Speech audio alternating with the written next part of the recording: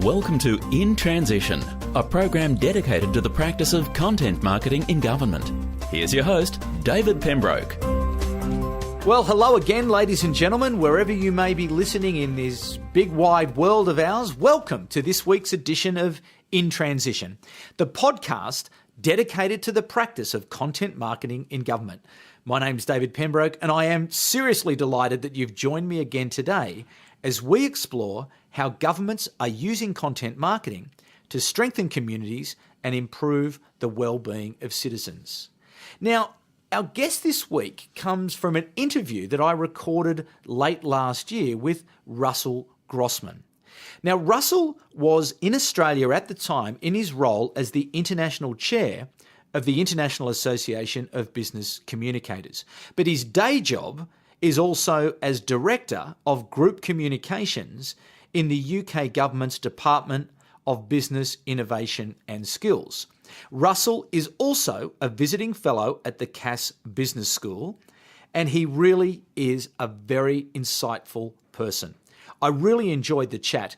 He did speak to a breakfast, and I was able to get him back to the studio between appointments for a very brief chat, not as long as normal, probably about 15 to 20 minutes. But again, Russell has so much insight. And for those of you who are regular listeners, you will know that I am a bit of a fanboy of what the UK government is doing in terms of content marketing in government. They are, in my opinion, clearly leading in the practice of content marketing in government, and there is so much that we can learn from them. So I hope you do enjoy this.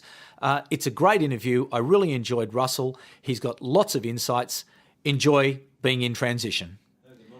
Russell, just to give us a little bit of background about yourself and the roles that you have at the moment, many and varied, a potted history, if I could, the Russell Grossman story. Well, how big is the pot? No. I'm Group Director of Communications at the Department for Business, Innovation and Skills of the UK Government. I've been there for coming up for 7 years. The Department for Business, Innovation and Skills has a very wide remit. We look over everything policy-wise, from higher education through trade, enterprise, skills, all the way to export. So it's a very busy and very wide department. I also have two other briefs at the moment. One is that I'm a director of Engage for Success, which is a non-profit movement which was born out of biz, as it happens, but is dedicated to improving employee engagement and the products of employee engagement for the UK. And I'm also the chair internationally of IABC, the International Association of Business Communicators. Lots to talk about across each of those areas, but where I'd like to focus our attention today is around government communications in the UK. In episode 1, we spoke with Alex Aitken, and he painted a very broad picture of the change that's undergone in UK government communications over the last few years. But I'd like to go back to the beginning, really, to understand where did this change start and what brought it about? I suppose the principal element of change for the whole programme was the government's reforms to government generally. We needed and have needed to reduce by quite a lot of we needed to have reduced the amount of money that is spent on government communications by a significant amount. In fact, a reduction of 75% from the 2009-2010 figures to the current day. 75%? That's correct, 75%. That's a vast amount of money. Well, that was the target. We have achieved the vast majority of that, and we've done that through taking, in a sense, charge of our own destiny. And the genesis of the GCS has very much been in determining that clearly, whilst on the one hand we need to make the savings, we wanted to use the opportunity to really upskill and up-professionalise the whole of the government communications approach. So what was then the government communications network, which was a loose network of professionals working in government, is now a formal service. And our basic mantra is that we want overall the service to be more skilled, more unified and less bureaucratic. So how did you go about starting to achieve some of those savings? Well, from a leading people change, the first thing was that we got all our directors of communication, of which I am one, together, and asked, do we all sign up to this? And pretty much everybody did. Difficult really not to sign up to the idea of making yourself more professional. And we have then taken a project management approach to 11 different reforms, which have ranged from, for example, increasing the single way that we do planning across government, to reining in our regional operation, to upskilling the way in which we do internal communications, all the way through to things like making sure that we have a rigour in measurement and evaluation of public campaigns. Now, does this mean that you have surrendered your autonomy to the centre, to the Government Communications Service, given that you are the Director of Business and Innovation? Well, I am a director of the Government Communications Service, so far from surrendering my autonomy, what we have done is collectively we have come together to maximise the strength that we can put into a common endeavour. But where is your priority? Is it to your department first, or is it to the GCS first? I have a dual approach. Firstly, my first policy priority, as it were, is serving the ministers and the Department for Business, Innovation and Skills. But the way in which I do that professionally is guided by, is informed by, and is enhanced by the Government Communications Service. And as I say, I am very much part of and an integral element of the GCS. I'm intrigued by perhaps the reaction of the political leaders and the political leaders' officers to the establishment of the GCS, and whether or not there was any sense of, we're giving something away here, we're giving some control away.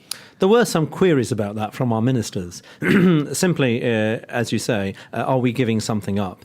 Is the centre, which to be fair is always somewhere where you're not, is the centre coming in? And I was able to reassure my ministers, and I think my colleague directors were able to do the same with theirs, that far from giving up power, this was actually improving the degree to which we are taking forward the professionalisation of communications. And what about the departmental secretaries, or the equivalent of departmental secretaries? What was their attitude to it? The permanent secretaries were similarly of a mind that provided the service that they get from their communications teams was at least as good as it was. They were perfectly content. And indeed, the proof has been that there has been no shift of power, as it were, from departments to the centre. What we have seen, however, is a much greater rigour in the way that we have measured, evaluated, planned and ultimately delivered communications.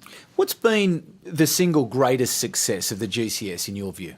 It's probably bringing together the 4,400 people who do communications across government and its ALBs, that's arm's length bodies, to create a single force. Now, we're still in the process of doing that, of course, but if I look at this from a person perspective, some of the programs that we've put in, Inspire, Aspire, these are training programs for our leading and in some cases trailing members, those have all significantly increased the degree to which our people are professional and the degree to which their careers have been built. How have you been able to afford and fund training programs at a time when you were undertaking such radical cuts into the macro levels of money investment in communication? Well, one of our mantras is that actually training is not something that we want to see cut. There is a difference, of course, between profligate spend on inappropriate training and training that is absolutely appropriate to make sure that we deliver the things that our ministers and our permanent secretaries want. And so the training budget is adequate and sufficient for what we require. We've also been able to partner, for example, with organisations like the IABC to deliver training in a way that has not required us to begin courses from scratch. So in terms of how it works, when does this GCS come together, and what's a typical sort of GCS meeting look like? Well, there isn't, of course, a typical meeting, and the service is, in one sense, virtual, but in another sense is a series of events and networking that bring together professionals across the service in different disciplines. So, for example, one of the particular areas I'm concentrating on is building up and upgrading internal communications and engagement across the whole of government. That has meant that in the last 6 to 9 months, we've already held 3 face-to-face conferences of internal communications practitioners across the United Kingdom in a way that previously had never been done. And that has enabled people not just to network together, but also to understand the gaps that they have in their own knowledge and their own practice, and of course seek to fill those. So internal communications is an obvious focus. What are the other areas of specialisation that you're looking at? We've been particularly attentive to things like measurement, evaluation and planning. We look at a particular cycle for communications campaigns. We call it the 4 I's. They begin with insight, they continue through ideas, then implementation, and finally impact. It's just a mnemonic that we use, as we use quite a few in GCS, which is handy to be able to explain to the layman and also sometimes to our own people the way that we're doing these things. In terms of, you had the government did, or the GCS perhaps, had a look at the capability of, across the UK government. When you went and had a good look around, what did you find? The capability reviews that took place of communications operations, which took place in 2012 and 2013, they found that government communications was tactically strong but strategically weak. Another way of saying this was we were really good in getting our ministers either on the front page or keeping them off the front page the following day, but we were less good, as we say in the civil service, about working out where we would like to move our audiences over the next 3 to 4 months. And so a lot of our attention has been in, for example, areas of behavioural communication and an attention to campaigns that are delivering defined objectives in defined timescales for defined benefits. So in terms of your team, the 100 plus people that you have working with you, how much time do they dedicate to this sort of central role or engagement or involvement in the central role, as opposed to how much time they spend on your business? Yeah, it doesn't actually work like that. There isn't a definition between the central role and the role that they play. And to be clear, the work of all the individual departmental teams continues to be in policies across the government. One of the advantages of GCS is that it's removed duplication by bringing together different parts of departments working in exactly the way they would have done previously, except they're now collaborating on the 3 big campaigns we have running across government, which are around growing the economy, fairness and aspiration, and Britain in the world. It seems remarkable that you have achieved such a degree of alignment and cooperation and collaboration. I just reflect on perhaps where we sit in Australia and just think, could this be possible? Is this possible to be able to do that? What do we have to do to find this momentum? I think there are 3 key elements that have allowed us to get so far in the time that we have. The first is that we have offered the people in the GCS the opportunity to increase their degree of professionalisation and ultimately the equity that they have in their careers. That's obviously been an attraction. The second is that there has been a burning platform from government that if we didn't sort ourselves out, then somebody would come and sort ourselves. Somebody would have sorted ourselves out for us. And then the third is the element of strong, bold leadership and tight project management. We have a strong, bold leader. You can afford to have one in any organisation. And he has been, not singularly, but with the directors of communication, been able to create the kind of traction that I've talked about. And that's been supported by a Prince2 approach to project management in terms of these 11 reforms that I was talking about. In terms of the actual practice of communication, what have you seen as the big changes over the last few years?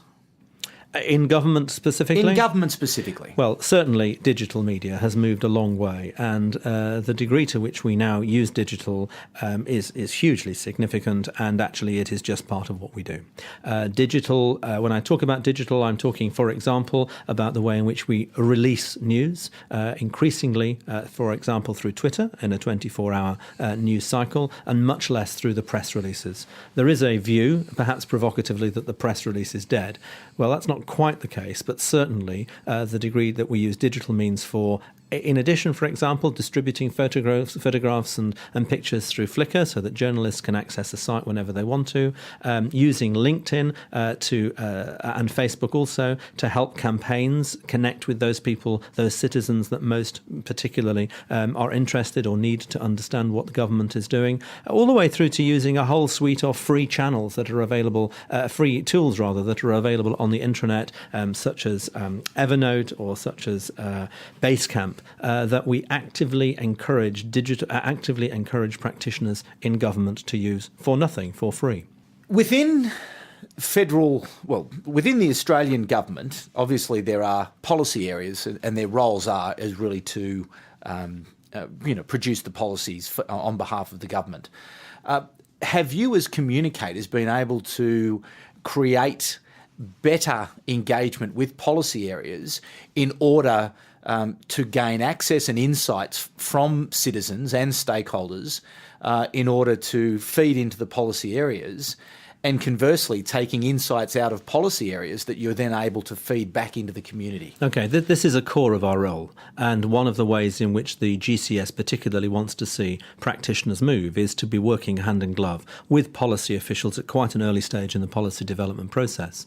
That early stage allows us, for example, to feed in insights through consultation, and it also allows us to be able to play and articulate with policy officials in a way that makes policy more coherent, if you like, to citizens and to businesses. So that's very important, and the whole area of insight and the emphasis that we now put on insight makes that even more significant than previously. What's next for the GCS? Well, we have a project called GCS 2020 in which we are looking at what is next, not just for GCS, but actually for the whole communications profession. Recently, we held a series of roundtables with experts from the industry around topics such as digital to ask where things are going next. We believe that absolutely we need to build on the momentum that we've created. We've just begun a second phase of the reforms, having successfully completed out the first phase. And that second phase is looking at tools, tips, tricks and techniques going into 2020, and particularly ways of working, and also the ways in which government can spend less money on more impactful communications which are appropriate to the citizen and to businesses. Well, there you go. You have to hand it to them. They really have their hands wrapped around this challenge of content marketing in government. That is our friends in the UK government, and more power to them, really doing fantastic things. And I would encourage all of you to go and explore the UK government's Government Communication Services website, follow them on Twitter, and take a deep dive into a lot of what they're doing, because there is so much for us all to learn there. So thanks again. Thanks for joining us in Transition. We've got lots of great programs coming up. Certainly really looking forward to continuing to add some value to you as you take on this challenge of introducing the practice of content marketing in government that will help you to help government strengthen communities and improve the well-being of citizens wherever you may be in the world. So thanks again, and I do look forward to you being with me next week. And if you do get a chance to quickly jump over to iTunes and Stitcher, any sort of review does help us. It helps us to be found, and therefore helps us to build this community that we are around government content marketers around the world. So thanks again, have a great week, and look forward to speaking to you then. Thanks again, bye for now. You've been listening to In Transition, the program dedicated to the practice of content marketing in government. For more, visit us at intransitionpodcast.com.au.